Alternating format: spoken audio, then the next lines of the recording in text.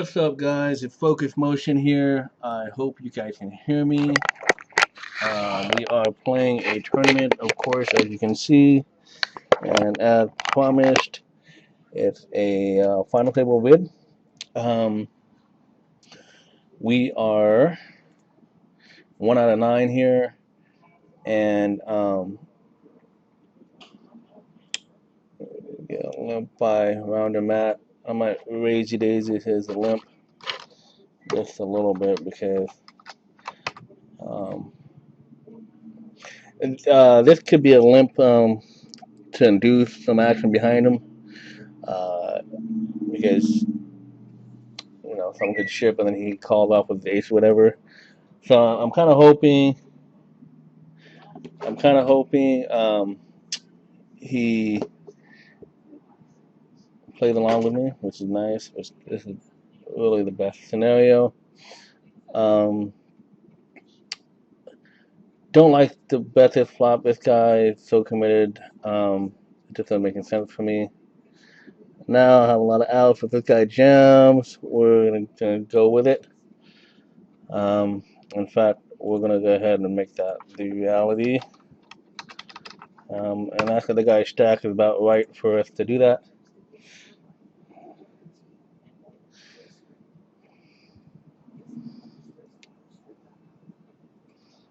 And we take it down, which is nice. Let's see. Around the table we go. We have this Gary G guy with pretty mixed up a couple hands with him. This Jeff F Mum guy. We have a note on him. He called 4-bet jam ace jack offsuit for his tournament life. Cold 4-bet. Kev mode. He is a decent reg, if I remember correctly. Let's scope him real quick. Yeah, pretty decent reg, solid. Good winner over a good sample size. And everybody else I really don't know much about, so it'll be interesting to see what's up. But yeah, so let's hopefully take this one down. I did have a final table last night, and I was like first in chips going into the final table, but then I busted out, and it was painful because there's so many shorties out there at the final table, like 3 or 4 short stacks with like 2 or 3 big blinds that I attribute this to my me getting back in the game. I wasn't, I guess, course management or final table management, wasn't being very conscientious of. I mean, I was aware of it, but I wasn't really, I don't know, I wasn't utilizing the situation correctly. So anyway, that being said, let's identify the short stacks and the stacks that can get us into trouble. Rambo Killer all in, he's about 10 bigs. Wayne's about 2, Dirty about 8, Gary's about 22, Adams 3. This guy JJ is 7 big blind, Kev Mode is 24, and Rounder Matt is 19. Kev Mode I think would give us the most problems, being that 1, he's played a lot of tournaments and he's the proven winner, and 2, he has chips. So the only good thing about this is that he's not to our left, he's to our right, so we're okay there. Had this had not been shipped by JJF, I would have called along and would probably see a flop, which would have been nice. But that being said, we're going to be folding here. I guess I'm here, and I wish we didn't. It looks like we would have. Yeah, that sucks. Would have been a nice little pot for us. But correct here for that guy JJ and Kevmo to do what they did. Yeah.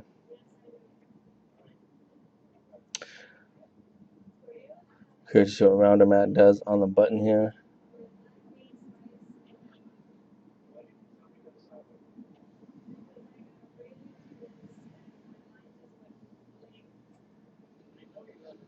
Rambo Killer plays a lot of hands, so I'm not too keen on raising here. Let's say with folded me, and because he's more likely than not to defend his hand by the virtue of him playing so many hands in general. But now he says nice deal, that's retarded, and it lets me know that he's gonna fold, which it's not good, not good. But he's conscientious about blind stealing, which is good, because if I open with a hand, he's more than likely gonna try to defend or do something crazy, and we can take advantage of that. So it looks like to me that the people that we should be somewhat leery of or wary of are the people to our right, and that's actually not a bad spot.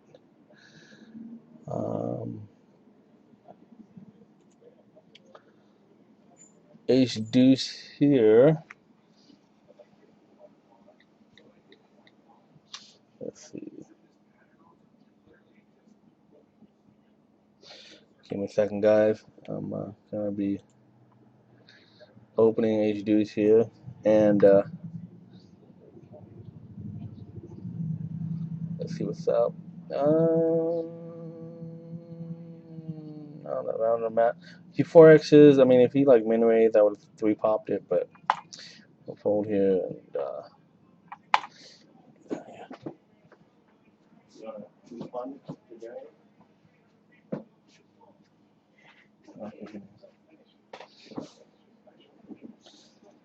Alright, so around the mat looks like he's someone that knows what's up. So let's look him up since he's going to be participating in this tournament a little bit longer. We're going to min raise here. Around the mat 7. Okay, so around the mat. Okay. Slight, not a slight winner at this merge. So that's that. And actually, let's scope out Gary G 1970. Gary G is not a slight winner either. We're gonna go ahead. No, that's not that bad. I'm gonna take this opportunity to 3-bet around or mat. Kind of want to play with him in position, and I don't think he can get too crazy. I think he can announce what he has, and yeah. So we're gonna go 38, 9, 65. That might be an adequate amount. I don't think I'll 3-bet him too much. I mean, he is opening a lot of hands, and he is playing a lot of hands, so this is a pretty dry flop, and with this situation here, we're going to jam it on him.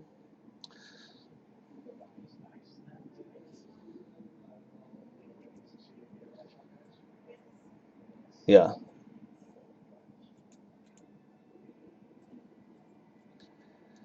Yeah. I was I didn't really explain myself really there, but in this situation, he min raises in the position, and I 3-bet him. He calls on that 5-6 queen flop. Really dry, really not likely to hit anyone. But since I showed initiative free, it more likely hit me. And so when he check raises me, min raises, it just allowed me to close the action by just popping him back for his life. And so didn't think he had the queen. If anything, he probably had the 5 or 6. In that case, I mean, I do have overs, so that's cool there. Yeah, so not bad. I dig it. Anywho, I'm probably going to be doing a hand history review of maybe this tournament. Who knows? With Drew Peacock 8 tomorrow, we're going to be doing a series of videos where he's going to be, I guess, walking me through this tournament, and we're going to just review it together and see how it plays out and kind of commentate and so forth about it. It should be kind of cool. Drew Peacock 8 is a Pocket 5 coach and on the Pocket 5 training site, and he's also a good buddy of mine. So yeah, so that'll be exciting, and once that comes out, I'll be sure to send you guys the info. King 9, he's 8 big blinds. This is so close. I mean, I want to call here. King Jack, close. I'm just gonna fold. I feel like I have a better spots to pick, like this one. Hopefully Random Mat gets Cray and open button. If Kevmo does it, I'm gonna do the same thing. 3-bet. Okay, well, can't really do much there. But yeah, we're just gonna ship it. Hopefully we knock off Kevmo because we do not want him in the tournament. Run it clean, dealer. Run it clean. Good turn for us. Great river. Good game. Kev mode. We're very glad to knock you out. But yeah, that's that there. Okay, so Little Wayne over here, 53, hasn't done much.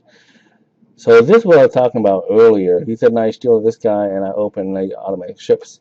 So we're gonna go ahead and fold Ruski there. Sucks, but yeah, Jacks, obvious fold.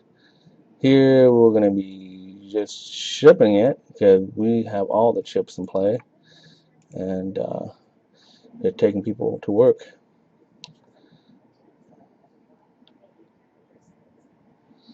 We're folding 6-7-0.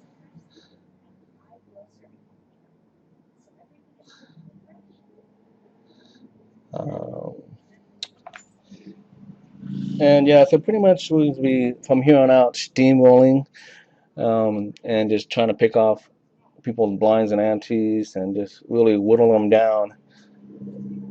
Now this is an obligatory call. It doesn't matter what this guy had, he should be calling. Always nice to turn the straight. This is not bad. It's giving everyone, excuse me, reducing people's chips all in all. Rounder Matt opens on me. I'm going to ship. He doesn't, unfortunately. Deuce 5 suited. You know, it's funny. If Wayne folded, I was probably going to ship in a Rambo. That was my thought process there.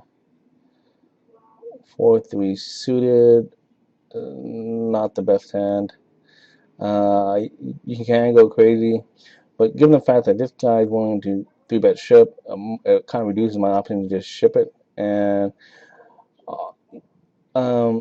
you know, I do like doing that, but I need some hands to do that with. And Jack 8 is on the cups. Alright guys, we're on break. I need to take a break, so just stay tuned, and you'll see me in a second. Alright guys, we're back. We are back to our aggro ways. We get flattered by Wayne here. You kind of don't really put him on like a Broadway hand, like ace-king, ace-queen, or whatever, because you would assume you jam with that. You're more likely putting him on a premium pair, the way he's going at it. In this situation, we're not even going to stab at the pot here, because I'm really worried about what Wayne has here. And he does this, so I'm fairly confident he has maybe queens. Queens. Yeah, queens I think we would probably have. Maybe tens. I don't put him on jacks. That means we'd have a set. I don't think we play a set that strong like this. But we're folding here. Yeah, good answer. Too bad they put in a 4 and a 7, and we would just take it down that way. Limps here. I don't know. You know, it's kind of interesting because I was mildly debating about shipping it here. I'm really curious to see what he does here. He may call with a small pair, but I'm curious. He might fold too. More likely will fold than call. Yeah, small pair, 5, then jacks. And let's see what happens. Looks like jacks are gonna hold. So it's still okay because now, everybody's kind of like bleeding in a sense. We get a ship by Gary. We're gonna fold here. Okay. 10-3 offsuit. We're gonna fold. Not gonna get crazy with it. Jack 10 we would raise. I think Jack 10 would be shipping. I think any hand on this button that's worth raising was shipping. We'll just take away any initiative for someone to repop. That's the setup right there. King, queen, ace, king. And it may be a good game. When that is. Alright, so we're down to 4.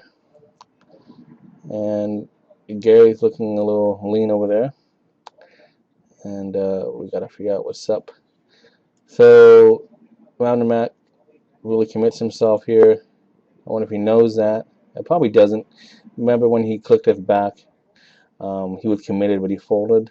And it's just, and he folded. Yeah, anyway, that Jack 10 hand. So, what we're going to do here, our game plan from here on out, originally it was the pound, but here to kind of pick our spots because these guys are just going to probably hand the chips over. Queen Jack call, I don't hate that call, but it is somewhat borderline given the fact that that's half your stack in play. So now we got, interesting situation here. There's 7-6. He limps here. We are going to, oops, sorry guys. Let's see here. We're gonna just check the turn here. Let's see. We're gonna probably call. We're probably gonna call here because we have a pair. And I would imagine if you bet, we're still call. And this is nice because we're just calling. It's just nice that he gives us that option to call it cheaply and see a river. I see the showdown really cheap. Here, Jack 8. We're gonna ship it in against Rambo. And he's gonna fold. 9-7-0. We can do this, and the reason why we can do this is because this guy jams. He has to go through a rounder mat. So it's that leveraging concept. Ace Queen O. Yeah, we're gonna go all the way. Let's get a queen and get this over with. Okay, cool. Good game. No hearts. Okay, cool. Funny, I went with ace queen here, but I lose with ace queen on the other tournament. That sucks. Let's see what we does here when we min raise. Does he ship? Nope. This is probably the flop here for us. Okay, so we're gonna jam it here. Queen 6, and let's hold. Oh my god. Oh my. Yeah, that was pretty interesting. Great call, buddy. Great call. Anyway, so yeah, we almost won it, but we got river there. He bet 40 here. We need an 8 and 8 only. We're gonna let it go. This scenario with this kind of dynamic, yeah, he had a pretty good hand there. This scenario with this kind of dynamic is really easy to almost not exploit per se, but just kind of like we don't have to take a lot of marginal and a lot of super tough spots. Here he does that click back again like he did before. I mean, I don't give him too much credit in the sense that he's doing this as a trap. I think he's just doing it because he feels it's a good spot. But I'm gonna give him credit for that one. Nonetheless, King 8-0. Let's see what does he fold, which is good. So we're can basically be min raising and seeing a flop, and we might slow down our tempo a little bit and just kind of get to kind of get it to the point where we're basically, so it's not so obvious that our actions are transparent. We're just going to slow it down a little bit on our decisions and our raises and all that. He repops here, so I think we can ship. I call the Jack 9. Oh my god. Oh my goodness. Run better, buddy. Run better. Are you kidding me? Alright. Anyway. Yeah, brilliant, guys, eh? So let's try to win this one out.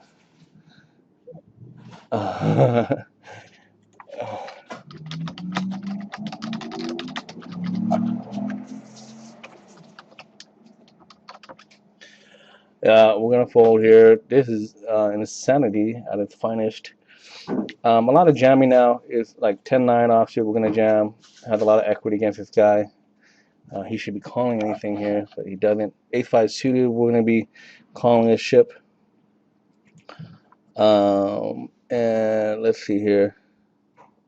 Okay, fair enough. We get something there, which is nice.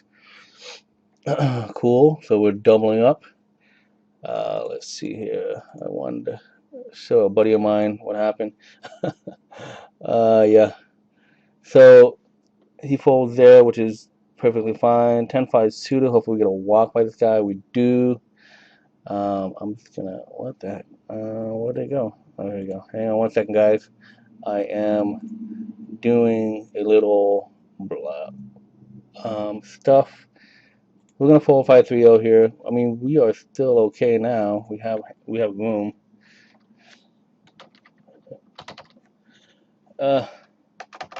Let's go here.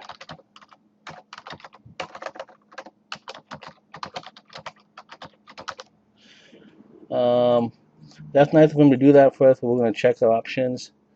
We hit a heart draw, which is nice. Hopefully he doesn't bet too crazy. He bet 50,000. I think we're gonna just ship it in here to get max 2 cards to see. He has queen, so we need a heart. And we get it there. Let's see here.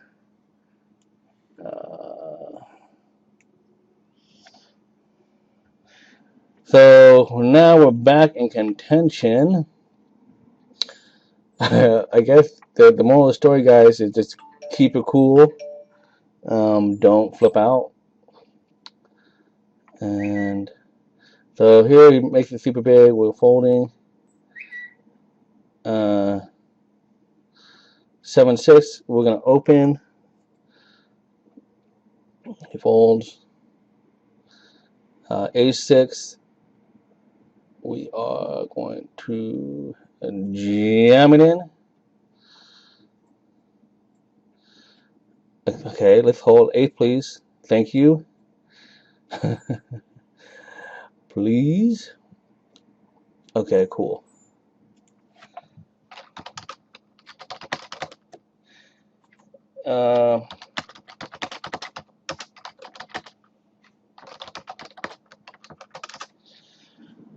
So now here we're gonna just jam it in here.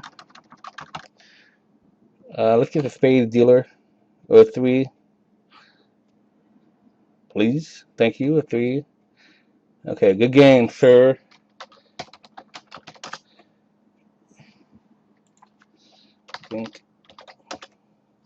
Alright, so we win that one. It was wild and crazy. A lot of, I guess, thinking poker involved per se for the most part.